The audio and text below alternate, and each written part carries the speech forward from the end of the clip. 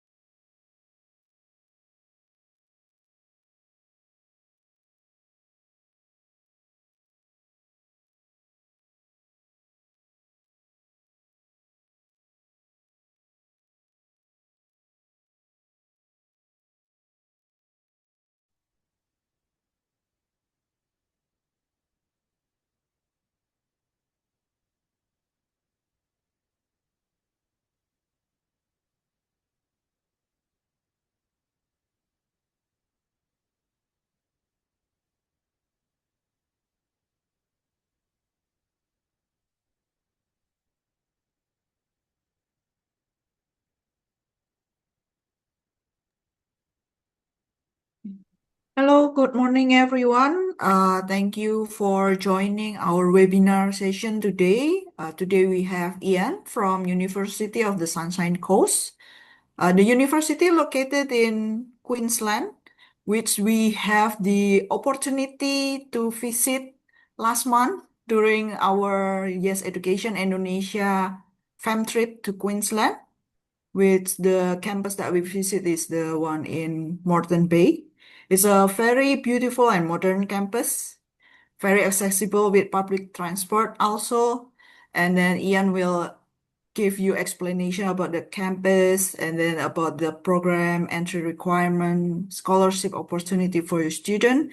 And if you have any question or any inquiry about studying in Queensland for now, you can submit your question or your inquiry in the Q&A box, and then we will address after the presentation. And as usual, this session will be recorded and we will upload the webinar training recording in our YouTube channel. So you can revisit the information, or maybe your colleague who cannot join today can see the recording session. And as a reminder that for 2027, fam trip point counting already started from last February. So if you send student to University of the Sunshine Coast, you will also get the point for the fam trip. Okay, without further ado, the floor is yours, Ian. Thank you so much, Margarita, and good morning, everyone. As mentioned, my name is Ian. I'm the International Business Development Manager for North and Southeast Asia at University of the Sunshine Coast. Great to have an opportunity to speak with you all today. Just tell a little bit more about our university. So to go with some high-level figures here, the university is still quite young. We're just celebrating our 30th anniversary this year. And we're still growing. We're actually one of the fastest growing universities in Australia, if not the fastest. So at the moment, we have around about 20,000 or nearly 21,000 students, and a relatively small international student population of about 3,500. So only about 16% of our students are international. What that means, of course, is that although we do have a very international campus with over 80 countries represented, it is still a very Australian experience, I guess you can say, compared to some other universities that I've worked at, where it might be 40, 50% international students. At the University of the Sunshine Coast, was still very Australian, I'd like to say. Yeah, you can see there, most of our students are undergraduate. We still have about 90% undergraduate students, but it is a small and growing postgraduate cohort as well.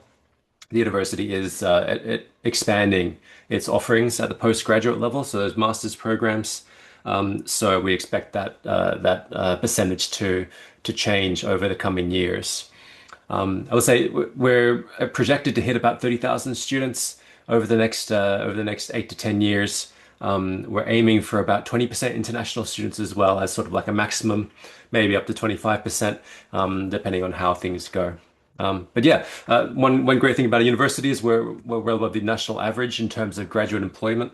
So the employability percentage there, 87%, within 4 months of finishing their degree. So it is a great university for students who are looking for that job straight out of university. And a lot of that's due to the way that we structure our programs with lots of internships, work integrated learning, placements, combined with your studies as well. So yeah, and then of course, for the students who are interested in research as well, we do have 26 research fields ranked at world standard or above, according to the Excellence in Research for Australia. Yeah, so there's a picture of one of our research projects there. One of our koala detection dogs. It's a dog that actually goes out and finds wild koala populations, so they can make sure they're healthy, and take them in for tests and things like that. So yeah, it's a bit about the numbers in terms of where we're located. I'm not sure how many of you are familiar with the Sunshine Coast, but if you know Queensland, you'll know the capital, Brisbane, in sort of the southeast corner of the state. And the Sunshine Coast is basically 70, 80 kilometers of some of the best beaches in the world, just about an hour or so north of Brisbane. So we have 5 campuses located across the Sunshine Coast region. You see there, our main campus is at Sunshine Coast there at a place called Sippy Downs. That's where I usually am, but we also have a second main campus, I guess, at Moreton Bay, which Margareta and the Yes Education for Mill trip visited last month. Was it March? It was March, maybe? Yeah. But anyway, yeah, it's so those are our 2 main campuses really. The Moreton Bay campus is our brand new, only built in 2020. The Sunshine Coast campus is where the majority of our students study. But then we also have 3 other locations spread across the Sunshine Coast, at Caboolture, Gympie, and Fraser Coast.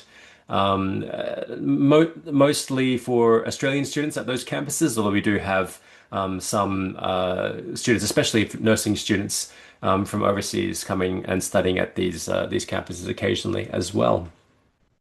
So it's an absolutely beautiful part of the world. I'll show you some photos in a minute. But as noted down there at the bottom, we're the only university in the world operating within 3 UNESCO Biosphere Reserves. So basically, it's just beautiful natural environments, all up and down the Sunshine Coast. Yeah, including our main campus as well. And this is our main campus, aerial shot. Um, as I mentioned, it's where probably I don't know the exact percentage, but probably 70% of or so of our students will be studying at our main campus here, on the Sunshine Coast. Pretty much everything a student could need is available right here. Of course, all the teaching facilities, the nursing labs, creative industries, engineering, science. We've got a fantastic library with great study rooms available, study spaces available for the students. The main bus stop for the Sunshine Coast, the bus terminal there on campus as well, so it's very easy for students to get around. And the fantastic thing about Queensland as well is that all the bus fees, all the train fares are all just 50 cents. So it's very cheap to get around. Even if students want to go down into Brisbane, for example, it's still only going to cost them 50 cents. But then in the background there, you can see the beach. We're only about 10 to 15 minutes away from the beach. by bus, or one of the many beaches on the Sunshine Coast. And only about 15, 20 minutes away from the sort of major city centers on the coast. So you can see the Mooloolaba on the top left of screen there. If students need to go to like a major department store, there's only 15, 20 minutes away from campus. And around the campus itself, you can see the sports precinct. We've got Olympic grade facilities there. A lot of actually Australian Olympic athletes will come and train with us. We have a great sports and exercise science program as well due to that. Professional basketball court, Olympic swimming pool. Yeah, and then sort of just off screen, down towards the bottom, we also have the supermarket and lots of cafes and shops and everything there as well. So yeah, and we don't have our own accommodation at the campus, but there are quite a number of private student accommodation providers located within walking distance of the campus as well. Yeah, so that's pretty much the Sunshine Coast campus. Uh, Moving on, this is the Moreton Bay campus. Um, phase two of construction was finished a year or so ago, and we're actually moving on to phase three now. So it's still under construction. You can see some sort of places that's been laid out there for a new building, sort of on the left of the screen there. But like I said, it's the campus is brand new. Really, it was only first built, or the first buildings were built in 2020. It's only located about 30 minutes train ride north of the Brisbane city centre. So again, for students who would like to study at a regional university with all the benefits that provides, but still live in Brisbane or close to Brisbane, it provides a really great opportunity. And the facilities are fantastic, So some of the programs that we offer here would be like our engineering programs, business, of course, nursing, and nutrition, dietetics as well. I know are there as well. And as more buildings and more teaching spaces come online, we'll start to offer more and more of our programs at this campus as well.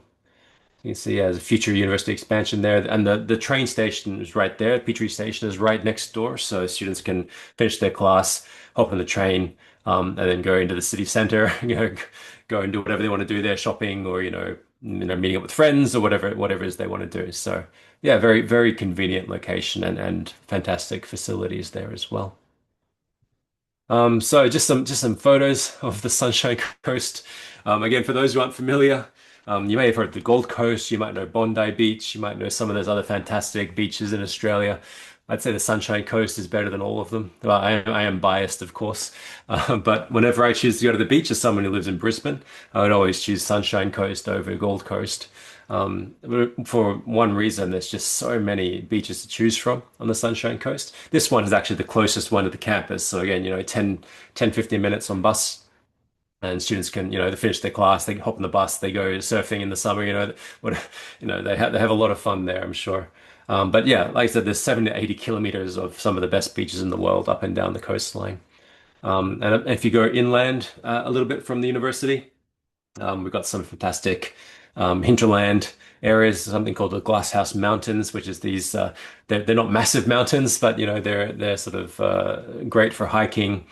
There's some beautiful, wineries and farmers markets, craft markets, and things like that as well for students who prefer that sort of side of things. And you see, obviously, you can go climb the mountains as well as some of these people in this photo are. Yeah, fantastic experience there.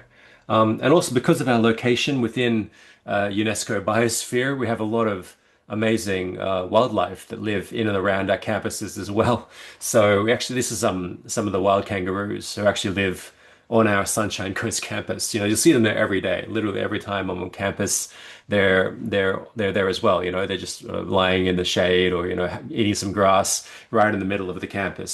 So it's a really, like I said, a very Australian experience. I'm not sure many other universities in Australia could provide such an experience to its students. So anyway, yeah, that's a sort of a brief overview of our university and our campuses. Moving on, I'll go for the most important slide first, I guess. We're going to talk about scholarships. So in general, we have a 15% international scholarship for students. And I will say this is the 2026 scholarships. The 2027 information is going to be released soon, but we don't foresee any major changes to the scholarship structure for 2027. So a lot of this information should still be relevant. But of course, we'll pass on the new information as soon as it has been signed off. But yeah, so we have a standard 15% international students for all programs, all nationalities. But for Indonesian students and other Southeast Asian students, we have what we call International Bright Futures Scholarship. So the university is very focused at the moment on Southeast Asia. And so we've got a 20% scholarship for all international students from Southeast Asian countries, including Indonesia, of course. So yeah, it's a fantastic, it makes our already quite reasonable tuition fees even more attractive, I think. But I'll go through some of the tuition fees as well in one of the later slides, so you get an idea of approximately how much your students might be paying. But yeah, we've got some fantastic scholarships. I have asked for some new scholarships for the future, some larger scholarships. We'll see if that goes through as well. But one of the great things about the university, for a smaller, regional university, is that we have a really wide breadth of study areas available for students. So it says there over 120 degree programs, and you can see just looking at this slide, there's a very wide range. So obviously you've got your business, you've got your IT, and engineering, of course, but we also have design and creative industries, for example, right? We have social work, we have law, we have a great health sciences programs. So nursing is one of our most popular programs for our international student cohort. And we have some fantastic facilities for that program. But also, we have, physiotherapy, occupational therapy, prosthetics, sports and exercise science. There's a huge variety of programs available, and we are expanding our offerings as well as we go. So usually I talk about what we don't have yet, just to give you an idea. Basically, the programs that we don't have, which hopefully we will in the future, but at the moment we don't have vet science, we don't have dentistry, we don't have medicine. We don't have architecture. So those sort of four programs we don't have currently, but in the future, who knows? Actually, medicine we know is coming. So I think by 2028 or 2029, we'll be starting our medicine program as well. So yeah, again, we'll let everyone know as soon as those applications start opening up as well. And of course, our study guide you can find online. You can find it on our website. Again, I think I'll be sharing these slides afterwards, so you'll be able to go through and use the QR code as well if you like. But yeah, if you want really detailed information about all of our programs, the website is the best place to get it. Like most Australian universities, I think you'll find you'll be able to go into individual programs, you'll be able to see exactly what your student would be studying, all the entry requirements, if there's specific subjects and things that they might need for certain programs as well. The information is on the website is very, very thorough. Um, yeah, but if you have any other questions, of course, you can ask yes, and they'll come and talk to me as well, and I'll find out. In terms of new programs for 2026, we've just opened the Bachelor of Physiotherapy for international students. We've had it for domestic students for a couple of years, and now it's just been opened for international students for the first time. It's obviously a very prestigious program, and so you have to be a great student to get to meet the entry requirements. But it is available in limited places for international students from this year.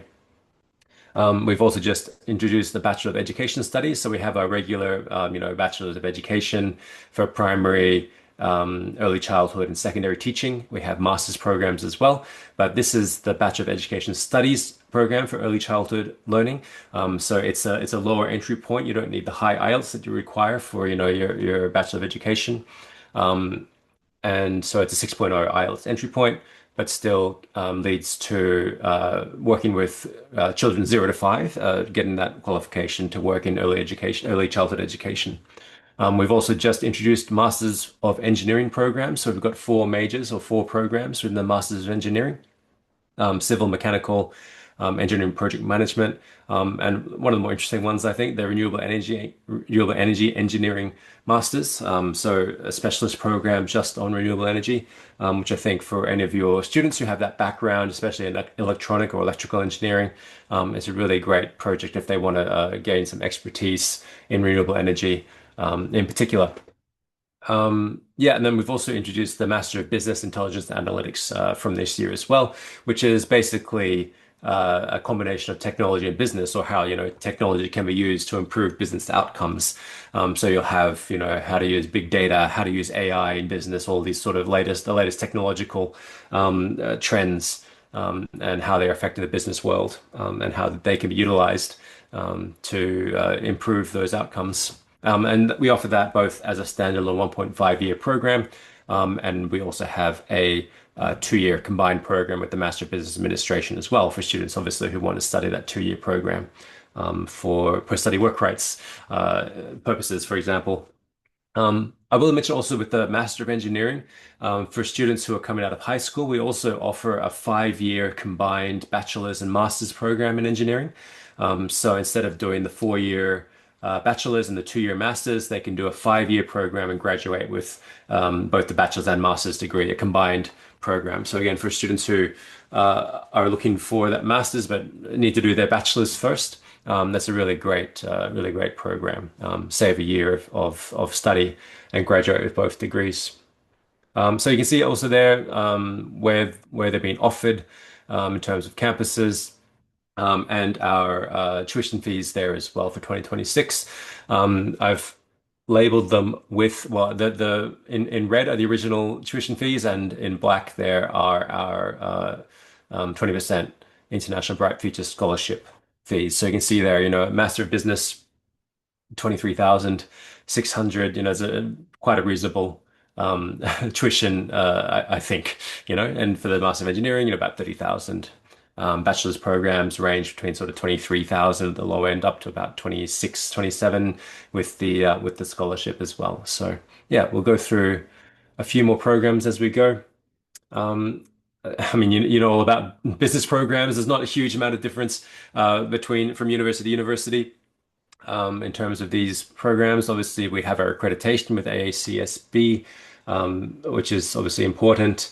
I will mention the Bachelor of Business. It is a great program just because the flexibility allows, so students can combine the Bachelor of Business with a whole range of other programs, undergraduate degrees as well, and do that sort of combined program, add an extra year, but graduate with 2 degrees again, So combine the Bachelor of Business, Bachelor of Arts, or Bachelor of Commerce in accounting, or even like science or engineering. There's a whole range of different combined programs that students can choose from.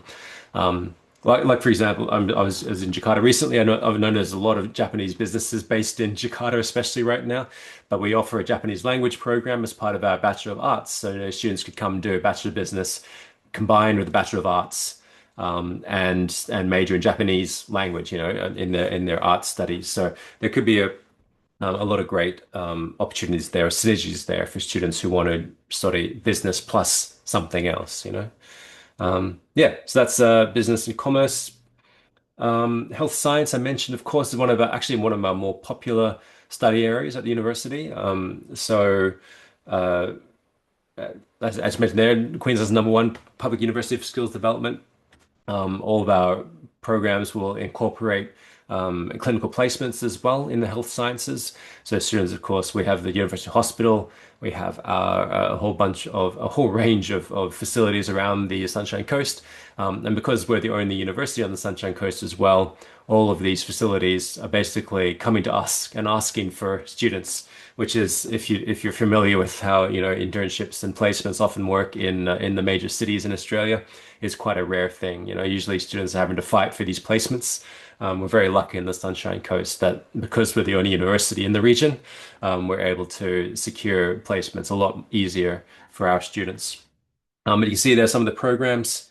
Obviously, nursing science, and I'll mention with the nursing science program, we do have the graduate entry program as well. So it's a 2-year, sort of like a master's of nursing equivalent. So a student comes in with a bachelor's degree already, they'll be able to do the 2-year graduate entry nursing program and still, get the accreditation to become a registered nurse at the end of that 2 years plus their internship.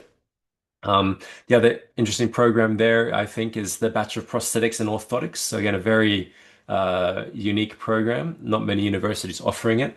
It's about obviously helping patients who have lost their limbs or hand or a leg or something like that, helping them with mechanical replacements. So that they can live a normal life, and it's a combination of sort of almost a bit of engineering, plus clinical, actually working with patients, doing the fittings and help and the rehabilitation, the sort of using the new limb that's been built for them as well. Because there aren't many universities offering it as well, it's a great one for employability as well. It's a very in-demand qualification. So yeah, as you can see here some of our nursing student there with one of our one of our fake patients at the nursing simulation labs. And then the gentleman on the right there is in our prosthetics or was in our prosthetics and orthotics program. He was actually a former Australian soldier who, obviously has experienced a lot of his friends and comrades being injured, losing limbs in the conflicts that he was a part of, and came back and wanted to study how to build prosthetics and develop prosthetics to help out some of his former colleagues, comrades. Yeah, moving on, we have science environmental studies. So probably the most unique program that we have in science is the Bachelor of Animal Ecology. It's quite popular with our international students, especially our Japanese students. They love the Bachelor of Animal Ecology. We have quite a number of them come every year to study that program.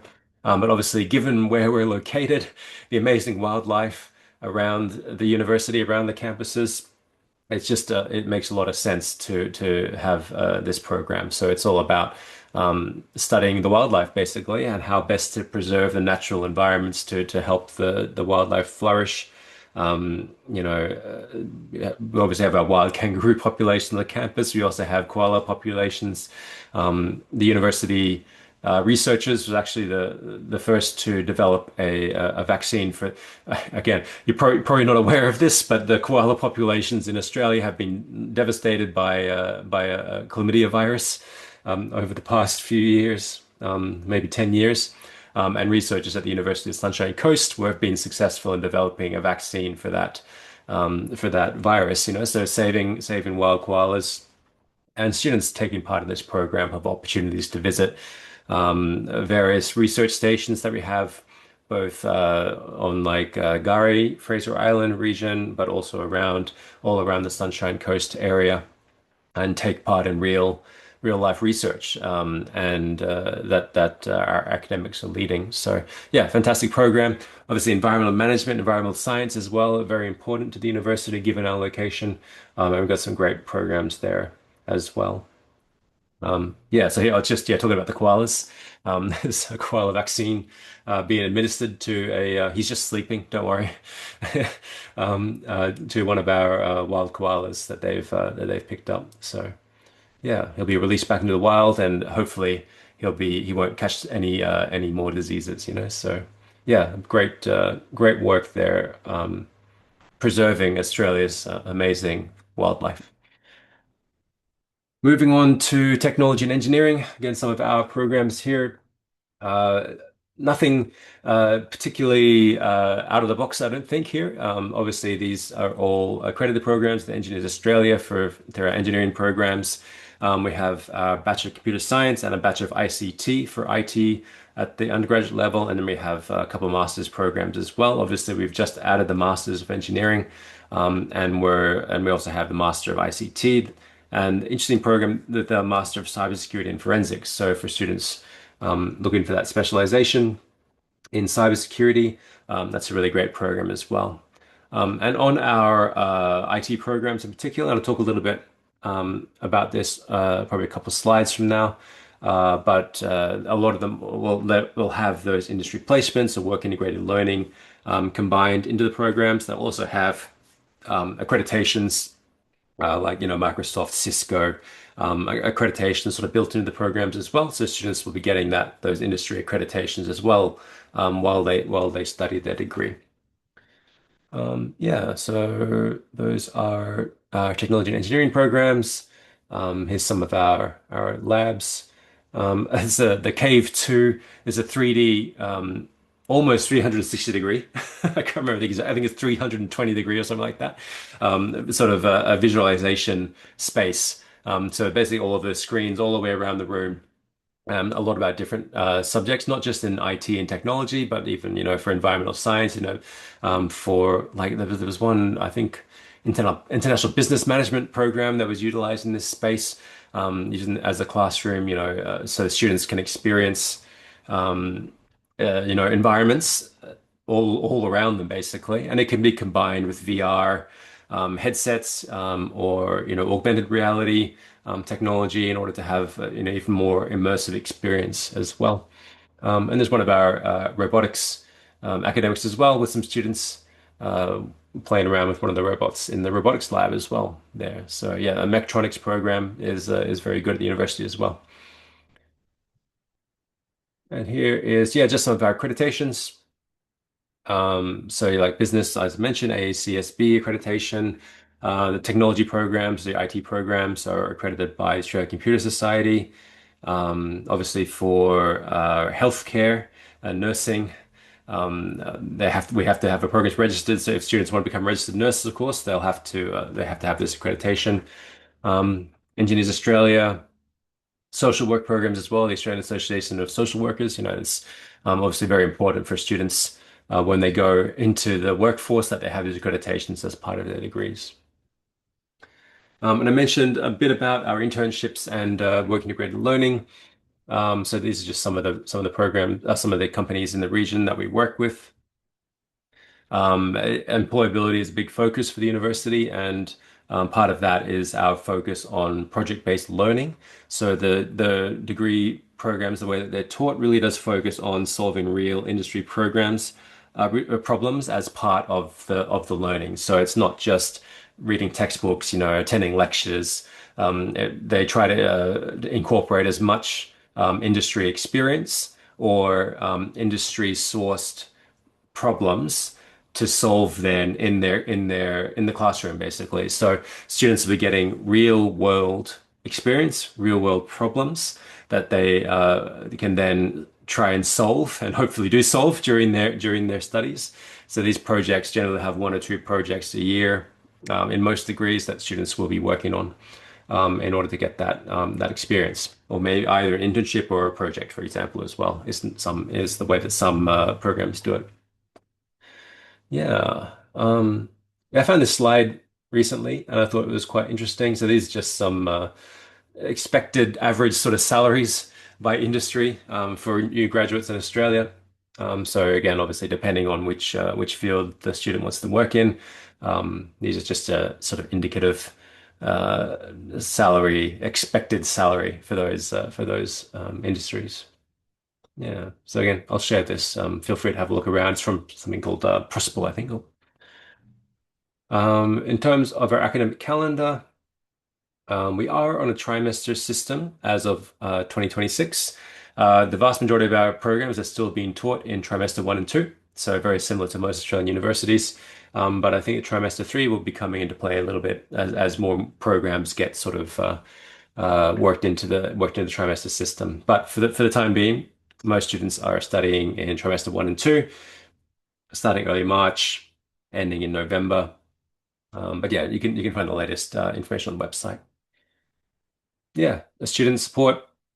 Um, I think we offer great support at our university. There may not be anything there that other universities don't offer as well, but the fact that we're a smaller university, higher staff to student ratio, higher teacher to student ratio as well, means that I think our students can get more one-on-one time with both our student support teams and also with counselors if they require it, or with the teachers, if they need some academic guidance as well.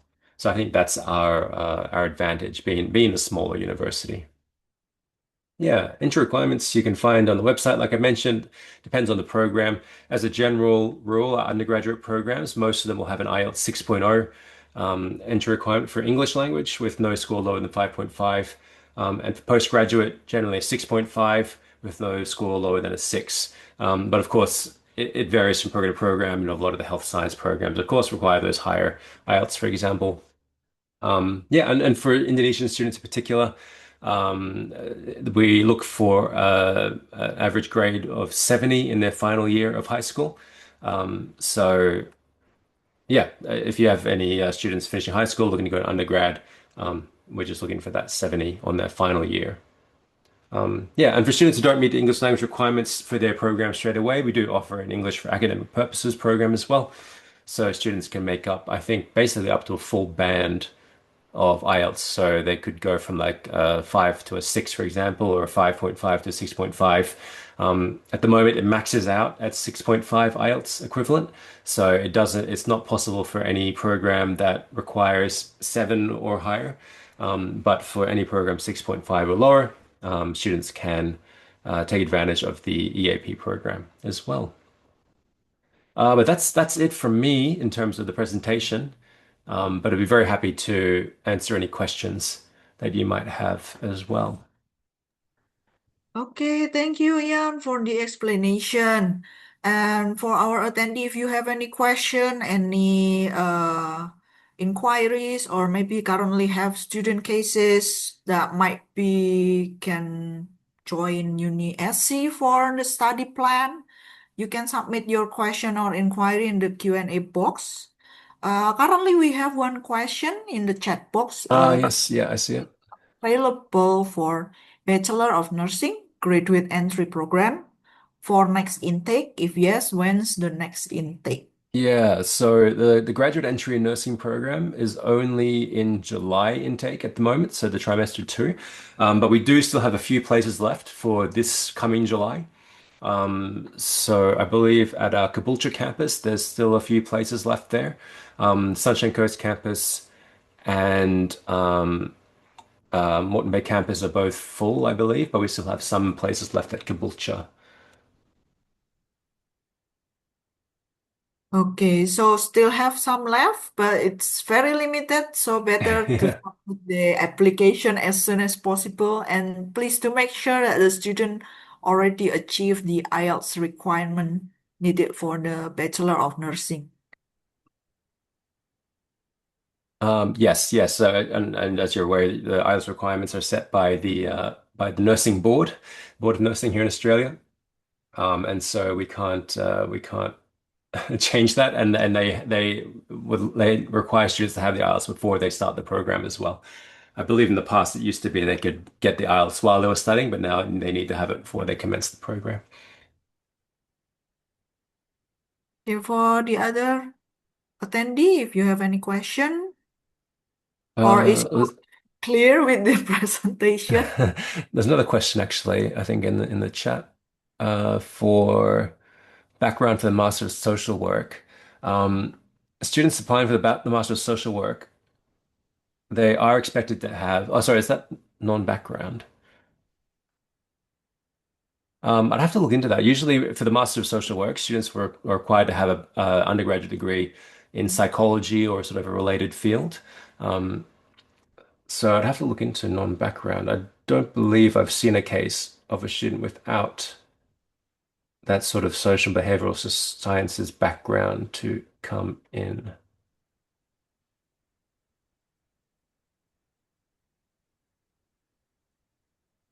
Yeah, I'd have to look into that one for you. I'm sorry.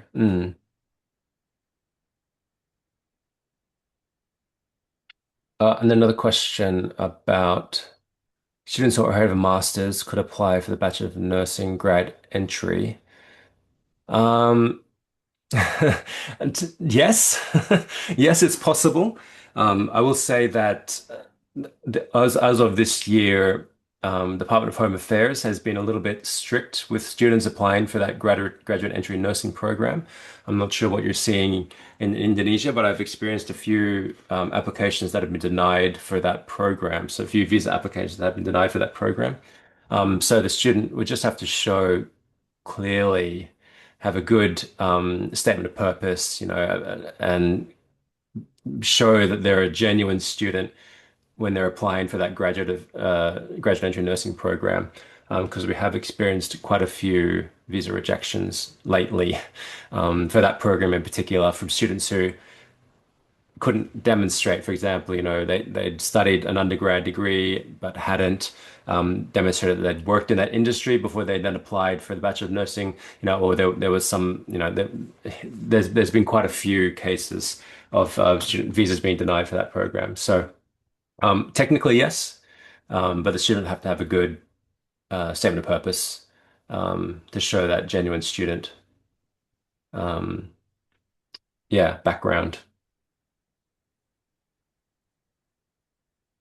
Okay, talking about the visa rejection, how is the visa approval rate for international students, especially from Southeast Asia that go to UniSC? So we don't. It's hard for us to say for Southeast Asia a little bit, just because there's a lot of different countries in Southeast Asia, and our numbers aren't at a point where we can sort of see real clear trends. So at the moment, it's more on a program level. So I mentioned, yeah, grad entry nursing being a little bit tricky. Like I've had a visa refusal or two from Philippines for that program. But I haven't had many students applying from Indonesia to that program, for example. So apart from that, it's tended to be pretty safe from Indonesia and other Southeast Asian countries. It's more that program in particular, grad entry nursing, that we've had some rejections in the region. Okay, noted on that. And regarding the placement, usually the student have some concern. Will they get like the placement they need to apply first, and then what if the location of the placement is quite far from where they are studying or where they are living?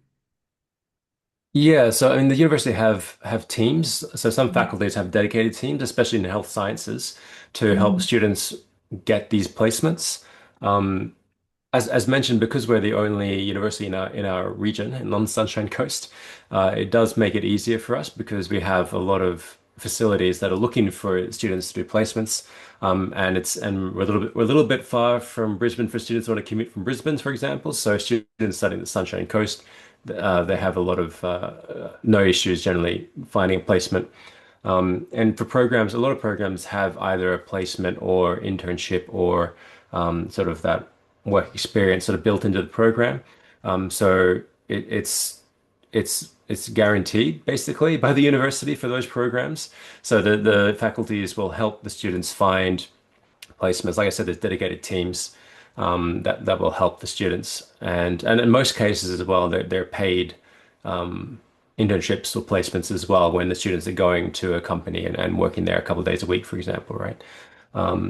So yeah, I think it's one area where we're quite lucky compared to so I know the competition, say in Brisbane and Sydney and Melbourne, is quite extreme. I used to work at a university in Brisbane, and I know it was very difficult for our international students to get internships there because of the competition with both domestic and other international students. But I think one of our advantages being on the Sunshine Coast is that we can help our students get these placements a lot easier than a university in a big city can. Okay, so it's a better opportunity for a student if they study in the regional area and also in the Sunshine Coast, so they don't have too many competitors and they can get the work placement. And of course, after they graduate, if they want to stay with the post-study work visa, Mhm. the opportunity to work in Sunshine Coast also bigger than compared to Brisbane or another big city. Yeah, obviously there are less companies on the Sunshine Coast compared to Brisbane, but there are also less people on the Sunshine Coast and less graduates. So there's generally less competition for the jobs. But of course, a lot of students once they graduate from Sunshine Coast, maybe they might go to Brisbane to work, when they get their first job, or they might go to somewhere else in Australia. But yeah, a lot of them because they'll do like a work placement, they'll do an internship on with a Sunshine Coast company. A lot of them will end up working for that company after they graduate as well, for example, So I know it's very common, especially for our engineering students, they do that their placement and they'll often end up working at that same company once they graduate. They'll often have a job offer even before they graduate from their degree, you know. So 'cause I was talking to the Dean of Engineering the other day actually, and he said that our engineering students have 100% employability currently. So after graduation, they're 100% employed. And he actually has companies reaching out to him directly saying, "Hey, I need students. I want some of these students to come and work for us, do an internship with us, you know." So I think we're in a good position just with that location to be able to provide not just our international students, but all of our students with great opportunities for internships and yeah, placements. Okay, that's great to hear because the most important thing after they finish their study is the opportunity to work and further their career, right? Yeah, Okay, yeah. someone asking the number in mind, how many portion of international student in engineering faculty? Ooh, good question. Okay. It's a very good question. I don't have individual faculty breakdowns, I don't think. I could find out, but yeah, I'd have to look into that. I don't have the numbers to hand. Um, it like it'd probably be similar to our overall balance, I would say, maybe in that sort of 15% sort of range, I guess.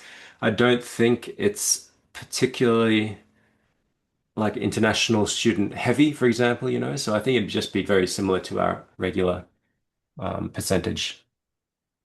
And the next question, how fast is the employability you have counted in terms of months for the employability? Ah, A yeah, specific, but generally 3 months, you'd say. yeah. The stats I gave at the start, the 87% graduate employability, that was within 4 months of graduation. Um, but like I said, it is quite program dependent. So like I said, the engineering students often have a job offer even before they've graduated, so they start straight away. Whereas, you know, if they study an arts degree or something, it might take them a little bit longer to find employment after they graduate. So it's very much dependent on the program. But yeah, the stats I gave, 87% was within 4 months of graduation.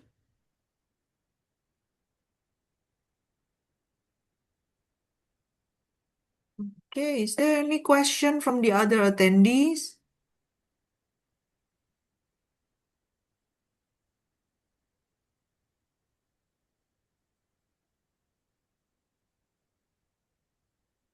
All good? All good, I think. Because Okay. if they think of anything later, you can reach out to Margareta and she can ask me, I guess. Okay.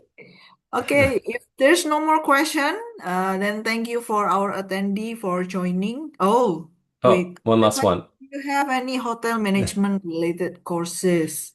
Yes, we have hospitality within our business programs. So not a specific hotel management program, but within the business degrees, there are hospitality majors that includes hotel management. So yeah, you're looking at Bachelor of Business. Mhm. Okay, Nusa and Sunshine being tourism places. Do you place students for paid internship, the ones with hospitality major? Yes, to my understanding, yeah, most of our internships would be paid.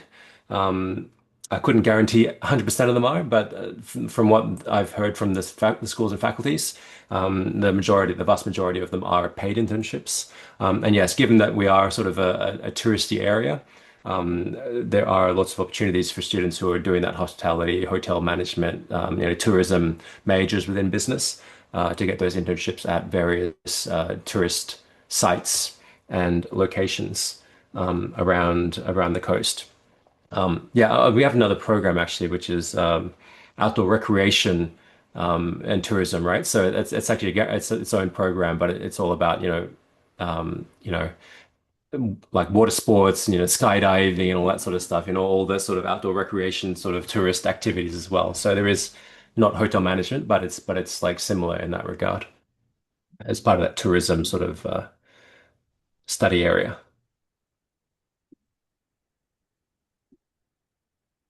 Okay. Do you have any other question?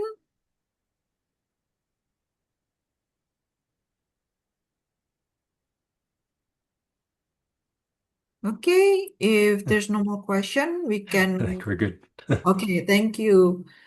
If there's no more question, then we can close the webinar training today. And if you have any student that wants to do an online consultation with UniSC, we can also assist you. Or if you want to do any online student info session for your student, we can also help to assist to arrange.